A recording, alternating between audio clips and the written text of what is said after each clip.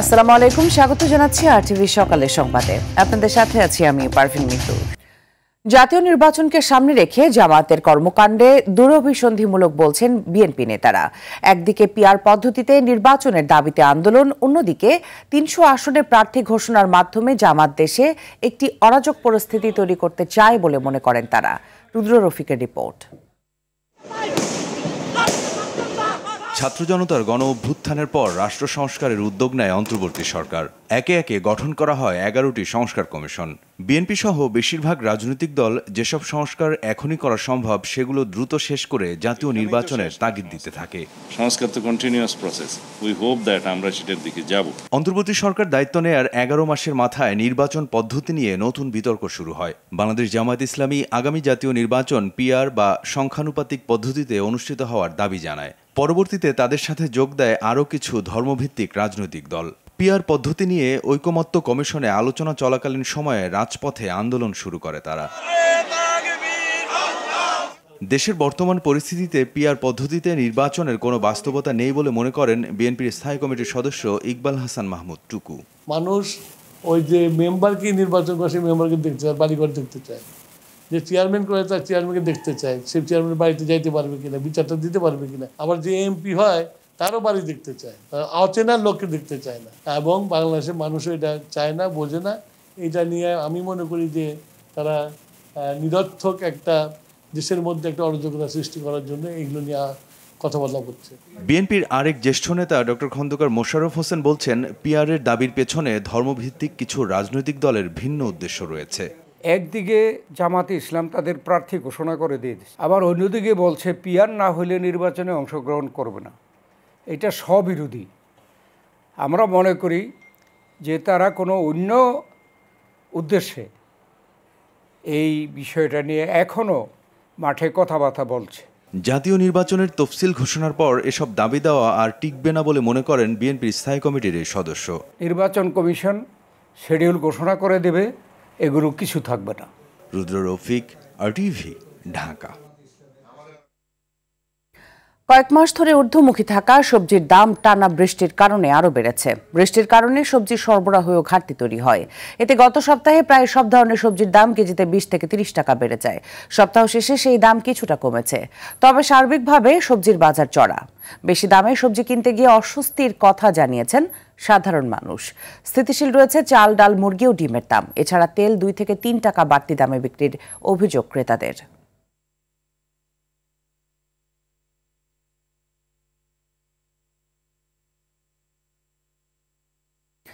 দর্শক, এই মুহূর্তে রাজধানীর কারণ বাজার থেকে সরাসরি যুক্ত হচ্ছেন আমাদের সহকর্মী আব্দুর রহিম। রহিম, বাজারে পেঁয়াজ ও ভোজ্য তেলের সরবরাহ কেমন? ক্রেতা বিক্রেতারা কি বলছেন?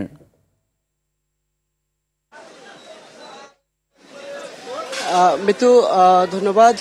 আমরা কারণ বাজারে আজকে বাজার দর সম্পর্কে জেনেছি। যে সবচাইতে আলোচিত যেই বিষয়টি, মরিচের বাজার ছিল 400 টাকা কেজি, সেটি কমে কিন্তু 160 টাকা কেজি দরে বিক্রি হচ্ছে এক সপ্তাহের ব্যবধানে। এটি ব্যবসায়িকরা বলছেন অতি বৃষ্টি, টানা কয়েকদিন বৃষ্টির কারণে কিন্তু মরিচের দাম বেড়েছিল এবং সেটি কিন্তু বৃষ্টি যেহেতু কমে গিয়েছে, যার দরুনে পেঁয়াজ মরিচের দাম 160 টাকায় নেমে এসেছে সরবরাহ ভালো থাকার জন্য। এছাড়াও শীতকালীন যে সবজিগুলো রয়েছে, বিশেষভাবে সিম, মূলা, এগুলো দাম ঊর্ধ্বগতিতে বিক্রি হচ্ছিল, কিন্তু সপ্তাহের ব্যবধানে সিমের বাজার 140 থেকে 150 টাকা কেজি দরে বিক্রি হয়েছে। এছাড়া মূলা কিন্তু 50 থেকে 60 টাকা কেজি দরে বিক্রি হয়েছে। আমরা বাজার ঘুরে যেটি জানতে পেরেছি, শীতকালীন যেই টমেটো রয়েছে, টমেটো কিন্তু শীতের একেবারে শুরুর সময় গত সপ্তাহে 160 টাকা কেজি দরে বিক্রি হয়েছে, সেটি কিন্তু দাম কমে 100 থেকে 120 টাকা কেজি দরে বিক্রি হচ্ছে। বাজারে স্থিতিশীল রয়েছে মুরগি এবং মাছের দাম।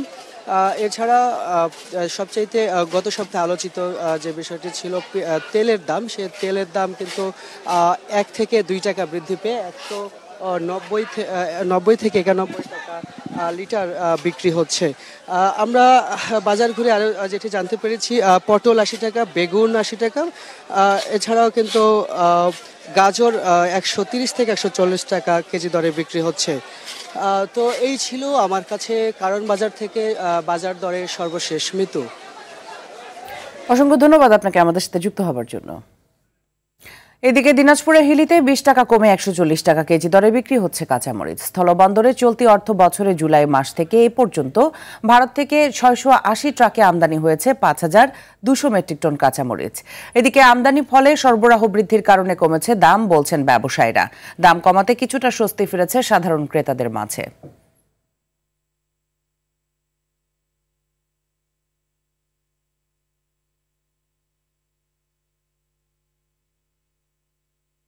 এ বিষয়ে আরো জানাতে হিলি থেকে সরাসরি যোগ দিচ্ছেন আমাদের সহকর্মী আব্দুল আজিজ।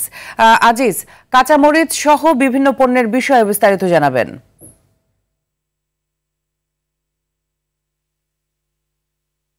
মিতু, আপনি যেমনটি বলছিলেন, আমি এখন অবস্থান করছি একটি কাঁচা বাজারে। আপনাকে জানিয়ে রাখি যে ইতিমধ্যে কিন্তু কাঁচামরিচের দাম কিন্তু অনেকটাই কমতে শুরু করেছে। আপনারা যেমনটি দেখেছিলেন যে সপ্তাহে কিন্তু এইসব কাঁচামরিচ 200 থেকে কাঁচামরিচ কিন্তু এখন যে বাজারগুলোতে খুচরা বাজার এবং পাইকারি বাজারে বিক্রি হচ্ছে 140 থেকে পাইকারিতে কিন্তু 140 টাকা কেজি দরে বিক্রি হচ্ছে। আমরা কিন্তু এমনটি জানতে পেরেছি। তবে ইতিমধ্যে কিন্তু অন্যান্য পণ্যের দাম, নিত্য পণ্যের দাম কিন্তু কমেছে। আপনাকে জানিয়ে রাখি, আদার দাম কিন্তু কেজি প্রতি 20 টাকা কমে এখন আদা যে পাইকারি বাজারে বিক্রি হচ্ছে 100 টাকা কেজি দরে। সেই সঙ্গে রসুনের দাম কিন্তু অনেকটাই কমে গেছে। রসুন 120-140 টাকা পর্যন্ত বিক্রি হচ্ছে, শুধুমাত্র 60 থেকে 70 টাকা প্রকার ভেদে কিন্তু বিক্রি হচ্ছে। পণ্যের দাম আপনাকে জানিয়ে রাখি যে এখানে আমি কিছুক্ষণ আগে শশার খোঁজ নিলাম। শশা কিন্তু কেজি প্রতি 40 টাকা কেজি দরে বিক্রি হচ্ছে। অন্যদিকে পটল বিক্রি হচ্ছে 50 টাকা কেজি এবং বেগুন বিক্রি হচ্ছে 60 টাকা কেজি। অর্থাৎ নিত্য পণ্যের দাম কিছুটা কিন্তু কমতির দিকে এমনটি কিন্তু আমরা জানতে পেরেছি। তবে ইতিমধ্যে আপনাকে জানি যে পেঁয়াজের দাম কিছুটা বৃদ্ধি পেয়েছে। পেঁয়াজ আমরা দেখেছিলাম গত সপ্তাহে 55 টাকা কেজি দরে বিক্রি হচ্ছে, আজকে বিক্রি হচ্ছে 62 থেকে 64 টাকা পাইকারি বাজারে বিক্রি হচ্ছে। অন্যদিকে কিন্তু আপনাকে জানিয়ে রাখি, হিলি স্থল বন্দর দিয়ে কিন্তু বেশ কিছু পণ্যের আমদানি স্বাভাবিক রয়েছে, বিশেষ করে কাঁচামরিচের আমদানি যদি আপনাকে জানিয়ে রাখি। আজিজ, ধন্যবাদ আপনাকে আমাদের সাথে যুক্ত হবার জন্য। গণভোট পিআর পদ্ধতিতে নির্বাচনের কথা বলে একটি গোষ্ঠী ভোট বানচালের চেষ্টা করছে বলে মন্তব্য করেছেন বিএনপি চেয়ারপারসনের উপদেষ্টা আমানুল্লাহ আমান। সকালে শহীদ জেহাদ দিবস উপলক্ষে দৈনিক বাংলা মোড়ে জেহাদ স্মৃতিস্তম্ভে পুষ্পস্তবক অর্পণ শেষে কথা বলেন তিনি। এ সময় শহীদ জেহাদের লাশকে সামনে রেখে ছাত্র জনতা স্বৈরাচার এরশাদের পতনের অঙ্গীকার করেছিল বলে উল্লেখ করেন আমানুল্লাহ আমান। জেহাদের স্বপ্ন ছিল একটি গণতান্ত্রিক বাংলাদেশ, যেটি 1991 সালে প্রতিষ্ঠা হয়েছিল, কিন্তু তার পরবর্তীতে আওয়ামী দুঃশাসনে সে গণতান্ত্রিক বাংলাদেশ পথ হারিয়েছে বলেও জানান বিএনপির এই নেতা। বিগত 16টি বছর ফ্যাসিস্ট খুনি শেখ হাসিনা একদলীয় শাসন কায়েম করে মানুষের উপর নির্যাতন নিপীড়ন চালিয়েছে, ছাত্রদের উপর নির্যাতন নিপীড়ন চালিয়েছে এবং বাংলাদেশের জনগণের উপর নির্যাতন নিপীড়ন চালিয়েছে। দেশে গত 24 ঘন্টায় ডেঙ্গু আক্রান্ত হয়ে আরও 4 জনের মৃত্যু হয়েছে। একই সময় সারা দেশে 781 জন ডেঙ্গু রোগী হাসপাতালে ভর্তি হয়েছেন। বৃহস্পতিবার স্বাস্থ্য অধিদপ্তর এক প্রেস বিজ্ঞপ্তিতে এই তথ্য জানানো হয়। এতে বলা হয়, চলতি বছরে এ যাবৎ ডেঙ্গুতে মোট 224 জনের মৃত্যু হয়েছে। এছাড়াও 9 অক্টোবর পর্যন্ত মোট ডেঙ্গু আক্রান্ত হয়েছেন 52,885 জন। এর মধ্যে 61.1% পুরুষ এবং 38% নারী রয়েছেন। আর 24 ঘন্টায় 798 জন ডেঙ্গু রোগী সহ এ যাবৎ মোট 50,209 জন রোগী হাসপাতাল থেকে ছাড়পত্র পেয়েছেন।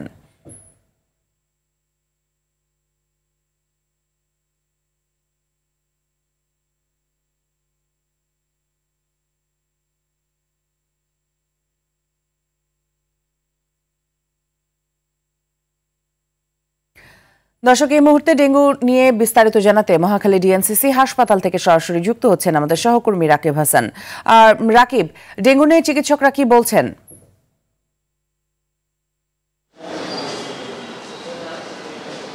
মৃত্যু আজকে কিন্তু এই শেষ স্বাস্থ্য অধিদপ্তরের তথ্য মতে কিন্তু 4 জন ডেঙ্গু রোগীতে মৃত্যুবরণ করেছেন এবং জানেন যে এই সে রোগে আক্রান্ত হয়ে এখন পর্যন্ত কিন্তু 700-র অধিক মানুষ আক্রান্ত হয়েছেন এবং এখানে আজকে আমরা যে হসপিটালে রয়েছে ডিএনসিসি হসপিটালে, এখানে কিন্তু পুরুষ রোগীর সংখ্যা 380 জন এবং মহিলা কিন্তু 198 জন, মানে মোট সংখ্যা কিন্তু 552 জন। ডেঙ্গু মূলত একটি মশাবাহিত ভাইরাসে জনিত রোগ যা এডিস মশার কামড়ে ছড়ায় এবং এর প্রতিরোধে সচেতনতা ও প্রতিরোধমূলক ব্যবস্থা গ্রহণ করা অত্যন্ত জরুরি। ডেঙ্গু প্রতিরোধের প্রধান উপায় হলো মশার কামড় এড়ানো এবং মশার বংশবিস্তার রোধ করা, যার জন্য জমে থাকা পানি অপসারণ করতে হবে। ডেঙ্গু হলে অবিলম্বে চিকিৎসকদের পরামর্শ নেওয়া উচিত, কারণ সাধারণত ডেঙ্গু ও জ্বর মারাত্মক হতে পারে। ডেঙ্গু শক ডিজিজ বা ডেঙ্গুর জ্বর। বৃহস্পতিবার স্বাস্থ্য অধিদপ্তর জানিয়েছে এডিস মশাবাহিত এই রোগে গত 24 ঘন্টায় মারা যাওয়া 4 জনের মধ্যে ঢাকা মেডিকেল কলেজ হাসপাতালে 2 জন চিকিৎসা নিয়েছিলেন এবং আর অপর 2 জন কুর্মিটোলা জেনারেল হাসপাতালে ও মুগদা মেডিকেল কলেজ হাসপাতালে ভর্তি ছিলেন। তো আসলে যেভাবে আসলে ডেঙ্গুর প্রকোপ বাড়ছে, তো সবাইকে কিন্তু সচেতনতা আহ্বান জানিয়েছে বিশেষজ্ঞরা। তারা বলছেন যে আসলে ঘরের যে জমে থাকা পানি বা এগুলো আসলে ফেলে দিতে বা পরিষ্কার পরিচ্ছন্ন থাকার জন্য আহ্বান জানানো হয়েছে। তো ডিএনসিসি হসপিটাল থেকে এই ছিল আমার কাছে সর্বশেষ তথ্য। মিথু, ধন্যবাদ আপনাকে আমাদের সাথে যুক্ত হবার জন্য। স্বাভাবিক জীবনযাপনের জন্য সুস্থ শরীরের পাশাপাশি সুস্থ মনও সমানভাবে গুরুত্বপূর্ণ। তাই মানসিক স্বাস্থ্য বিষয়ে সচেতনতা বাড়ানোর লক্ষ্যে প্রতি বছর 10 অক্টোবর নানা আয়োজনের মধ্য দিয়ে পালন করা হয় বিশ্ব মানসিক স্বাস্থ্য দিবস। দেশে প্রাপ্তবয়স্কদের মধ্যে শতকরা প্রায় 19 জন ও প্রায় 13 জন শিশু এ রোগে আক্রান্ত। চিকিৎসকদের মতে মানসিক অবস্থার উপর ভিত্তি করে পূর্ণাঙ্গ চিকিৎসা ব্যবস্থায় মুক্তি দিতে পারে এই পরিস্থিতি থেকে। আরও জানাচ্ছেন জাহিদ রহমান। মন ও মানসিক স্বাস্থ্য সঠিক না থাকলে মানুষের কর্মস্পৃহা, কর্ম উদ্দীপনা বিনষ্ট হয়ে পড়ে কর্মহীন। এছাড়া পরিবার থেকে বিচ্ছিন্নতা, অতিরিক্ত কাজের চাপ, যোগাযোগে বিচ্ছিন্ন, অতিরিক্ত ডিভাইস ব্যবহার এবং কম ঘুম ছাড়াও সমসাময়িক ঘটনায় শিশু, নবীন প্রবীণ সবাই জড়িয়ে পড়ছে দুশ্চিন্তার বেড়াজালে। চিকিৎসকদের গবেষণায় বিশ্বে প্রতি 5 জনে 1 জন মানসিক স্বাস্থ্য সমস্যায় ভুগছেন। বাংলাদেশে 100 জন প্রাপ্তবয়স্কদের মধ্যে এই রোগে আক্রান্ত প্রায় 19 জন, আর শিশুদের সংখ্যা শতকরা 13 জন। মানসিক স্বাস্থ্যসেবার পর্যাপ্ত সুযোগের অভাব একটি বড় চ্যালেঞ্জ, যেখানে 92% মানুষ সেবার বাইরে। জাতীয় মানসিক স্বাস্থ্য ইনস্টিটিউট ও পাবনায় মানসিক হাসপাতাল সহ এই সেবায় শয্যা রয়েছে মাত্র 1344টি, আর গড়ে 5 লাখ রোগীকে চিকিৎসা দেওয়ার জন্য রয়েছেন মাত্র 1 জন চিকিৎসক। এটা শিক্ষিত লোক থেকে শুরু করে গ্রামের লোক বা অশিক্ষিত যারা কম শিক্ষিত, তাদের মধ্যে সবার মধ্যেই কিন্তু এই কুসংস্কারগুলি রয়ে গেছে। তো এটা একটা কারণ যে তারা চিকিৎসা নিতে আসে না এই কারণে ডাক্তারের কাছে। সে রোগী হলেই সারা জীবনের জন্য রোগী না, সে যখন সুস্থ হয়ে যায় সে স্বাভাবিক চাকরি করতে পারবে, বিয়ে শাদী, ব্যবসা বাণিজ্য সবই সে করতে পারবে এবং তার অধিকারটা তাকে ফিরিয়ে দিতে হবে। এই কারণে আমাদের সমাজে এবং রাষ্ট্রের কিন্তু দায়িত্ব আছে তাদেরকে রিহ্যাবিলিটেশন করার। রোগের ধরন চিহ্নিত করে স্বল্প ও দীর্ঘমেয়াদী চিকিৎসা নিলে পরিত্রাণ মিলতে পারে মানসিক রোগ থেকে। কমিয়ে আনতে হবে ডিভাইস আসক্তিও। এই বছরের থিমটা হচ্ছে মানবিক জরুরি অবস্থায় মানসিক স্বাস্থ্য। এই মুহূর্তে গোটা পৃথিবীতে এক ধরনের অস্থিরতা, বিভিন্ন দেশে নানা রকমের সংকট তৈরি হচ্ছে। সোশ্যাল মিডিয়ার ইনফ্লুয়েন্সটাকে ডিফারেন্টভাবে মিস ইন্টারপ্রিটেশন করা হচ্ছে, ডিফারেন্ট অ্যাঙ্গেলে, যেটা হয়তো বা নেগেটিভে আমি বলবো, সেভাবে প্রেজেন্ট করা হচ্ছে যা আসলে উচিত না। কেন ডিপ্রেশনটা হচ্ছে এটা তো আগে শুনতে হবে, বুঝতে হবে। শুধু মেডিসিন লিখলে তো হবে না, তখন পেশেন্ট বুঝবে যে না, তার একটা কথা বলার জায়গা আছে। তথ্য বলছে উদ্বিগ্নতা ও বিষণ্ণতায় নষ্ট হয় 12 বিলিয়ন কর্মদিবস। তাই সুস্থ সমাজ গঠনে সঠিক সময়ে মানসিক স্বাস্থ্যসেবা নিশ্চিত করা জরুরি বলে মনে করেন চিকিৎসকরা। আপনার যখন ব্রেনের কোনো কেমিক্যাল ইমব্যালেন্স হবে বা অন্য কোনো সমস্যা হবে বা মনের সমস্যা কোনটা হবে, আপনি ফেলে রাখলে সেটা বাড়তে থাকবে। জাহিদ রহমান, RTV, ঢাকা। এদিকে দেশে বিভিন্ন খাতে উন্নয়ন হলেও হয়নি মানসিক স্বাস্থ্য সেবার। জনবল সংকটে খুঁড়িয়ে খুঁড়িয়ে চলছে মানসিক রোগের দেশের একমাত্র বিশেষায়িত চিকিৎসা কেন্দ্র পাবনা মানসিক হাসপাতালটি। পর্যাপ্ত অর্থ ও জনবল সংকটে দীর্ঘ ৬.৫ দশকেরও বেশি সময় আগে প্রতিষ্ঠিত এই হাসপাতাল এখন নিজেই রোগী। পাবনা প্রতিনিধি আবুল কালাম আজাদের তথ্যচিত্রে জানাচ্ছেন নাদিরা সুলতানা।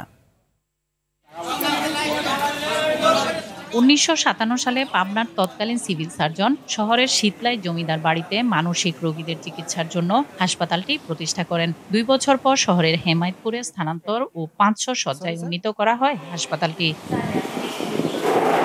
১১১ একর জমির উপর প্রতিষ্ঠিত এই হাসপাতালের অধিকাংশ ভবন এখন পরিত্যক্ত আর ঝুঁকিপূর্ণ। চিকিৎসক সংকটের পাশাপাশি ওয়ার্ড বয় ও পরিচ্ছন্নতা কর্মী রয়েছে পদের বিপরীতে অর্ধেকের কম। এছাড়া চিকিৎসা, ঔষধ ও দালাল সহ নানা বিড়ম্বনায় ভোগান্তি চরমে উঠেছে রোগীদের। ঔষধ খেতে অনেকে চায় না, তখন আমরা বুঝাইলে যে তোমরা ওষুধ ঠিক মতো খাও, খেলে সুস্থ হয়ে গেলে তাড়াতাড়ি বাড়ি যেতে পারবা। ক্লিনার এবং চতুর্থ শ্রেণীর স্টাফরা একেবারেই নগণ্য।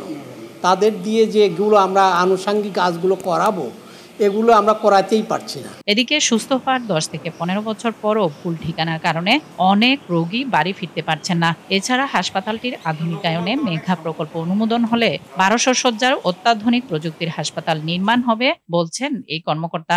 আন্তর্জাতিক মানসম্পন্ন একটা মানসিক হাসপাতাল হচ্ছে এবং এটা এখন ক্রয় সম্পর্কিত যে মন্ত্রিসভা কমিটি আছে ওখানে আছে, একনেকে পাশ হলেই এটার কাজ শুরু হবে। তাদের পরিবার আসলে তাদেরকে নিতে অস্বীকৃতি জানিয়েছে।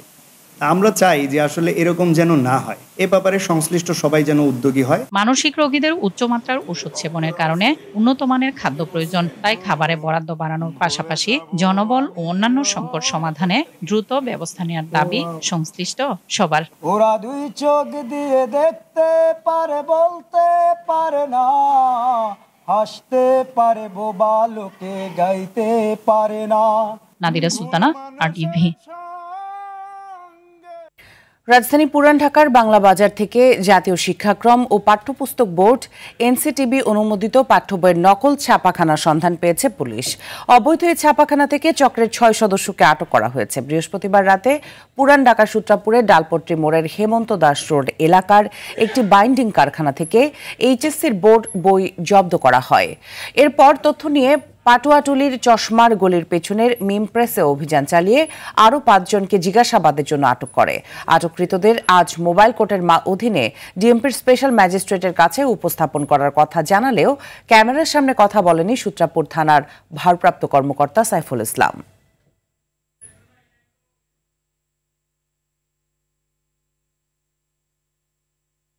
এবার নারী ওয়ানডেতে বিশ্বকাপের খবর।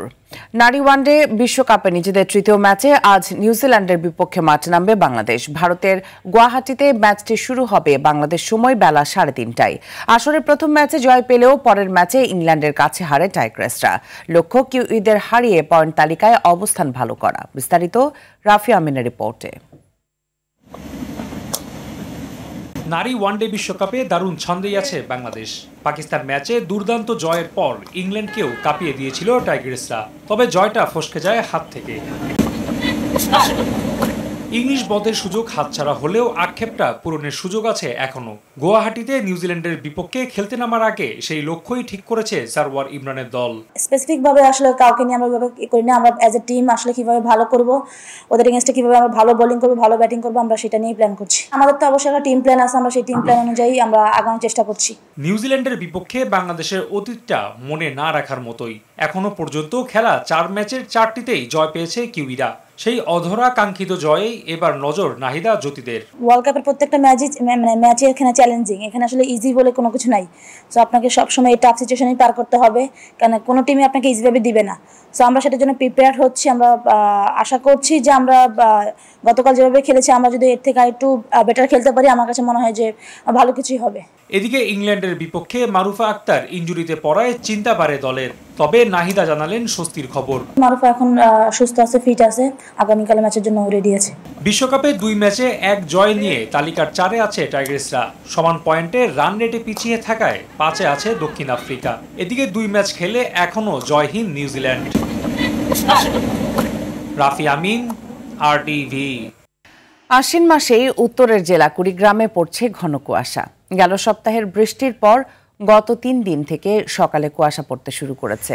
কুয়াশা ঢাকা সকাল আর ঘাসের ডগায় শিশির বিন্দু শীতের আমেজ সৃষ্টি করেছে জনমনে। আভাস দিচ্ছে আগাম শীত পড়ার। আবহাওয়া অফিস বলছে এই জেলায় শীতের আমেজ শুরু হয়েছে।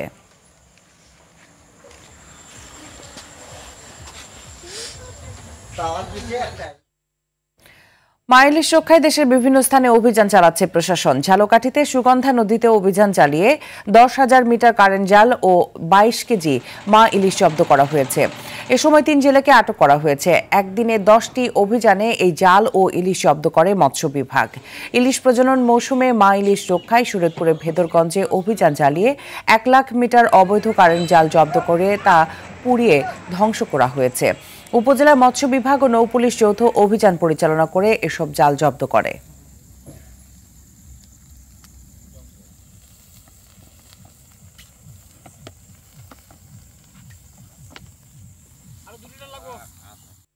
এই বিষয়ে আরো জানাতে ঝালকাঠি থেকে সরাসরি যোগ দিচ্ছেন আমাদের সহকর্মী জহিরুল ইসলাম।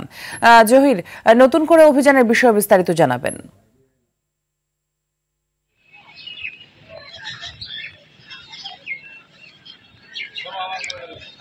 মিতু, ঝালকাঠিতে কিন্তু আমরা যেটি লক্ষ্য করতে পেরেছি যে মা ইলিশ রক্ষার যে কার্যক্রম শুরু হয়েছে 4 অক্টোবর, সেই থেকে কিন্তু ঝালকাঠির বিষখালী এবং সুগন্ধা নদীতে মৎস্য বিভাগ প্রশাসনের সহায়তায় কিন্তু অভিযান পরিচালনা করছেন।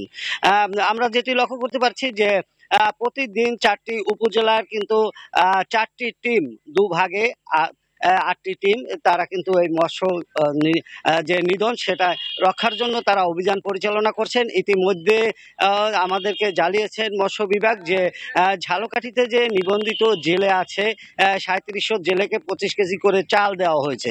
কিন্তু একদিকে অভিযান চলছে, অন্যদিকে কিন্তু কিছু অসাধু জেলেরা তারা কিন্তু প্রতিদিনই মাছ শিকারের জন্য নামছেন এবং তাদেরকে যে প্রতিরোধ করার জন্য মৎস্য বিভাগ পুলিশ প্রশাসন নিয়ে জেলা প্রশাসনের সহায়তায় কিন্তু অভিযান পরিচালনা করছেন। এরপরেও কিন্তু যে অসাধু জেলেদের কিন্তু প্রতিরোধ করা যাচ্ছে না। তারা কিন্তু মাছ শিকারে প্রথম দিন থেকেই মাছে যে নদীতে তারা অবস্থান করছেন এবং জাল ফেলে পালিয়ে যাচ্ছেন। মৎস্য বিভাগ জানিয়েছেন যে চলমান যে কর্মসূচি রয়েছে মা ইলিশ রক্ষার অভিযান, সেটি যে 22 তারিখ পর্যন্ত চলবে, এটি তারা নিয়মিত পরিচালনা করে কর্মসূচি বাস্তবায়ন করবেন। মিতু,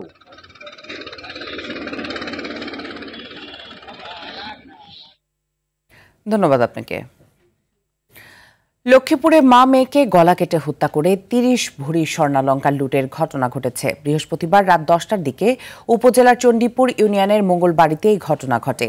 নিহতরা হলেন জুলেখা বেগম ও তার মেয়ে কলেজ ছাত্রী তানহা আক্তার মিম। স্থানীয়রা জানায় জুলেখার স্বামী মিজান সোনাপুর বাজারের ক্রোকারেজ ব্যবসায়ী। সন্ধ্যার পরে বাড়িতে জুলেখা ও মিম একা ছিল। সেই সুযোগে দুর্বৃত্তরা বাসায় ঢুকে মা মেয়েকে হত্যা করে। এ সময় 30 ভরি স্বর্ণালঙ্কার সহ মূল্যবান মালামাল নিয়ে পালিয়ে যায়। মিজান বাজার থেকে ফিরে দুইজনের মরদেহ রক্তাক্ত অবস্থায় মেঝেতে পড়ে থাকতে দেখে। এদিকে রামগঞ্জ থানার ওসি হত্যাকাণ্ড ও স্বর্ণ লুটের বিষয়টি নিশ্চিত করেছেন।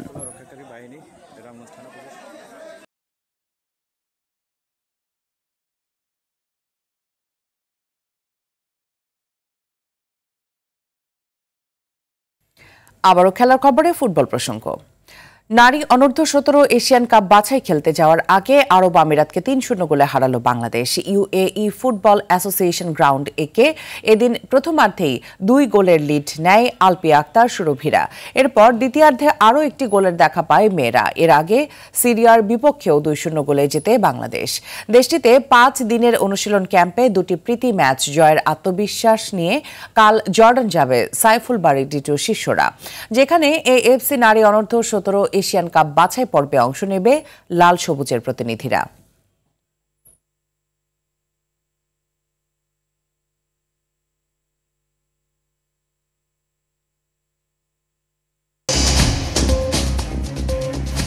সকালের সংবাদ এই পর্যন্তই। মধ্যাহ্নের সংবাদ 12টায় দেখার আমন্ত্রণ রইল। ধন্যবাদ সবাইকে।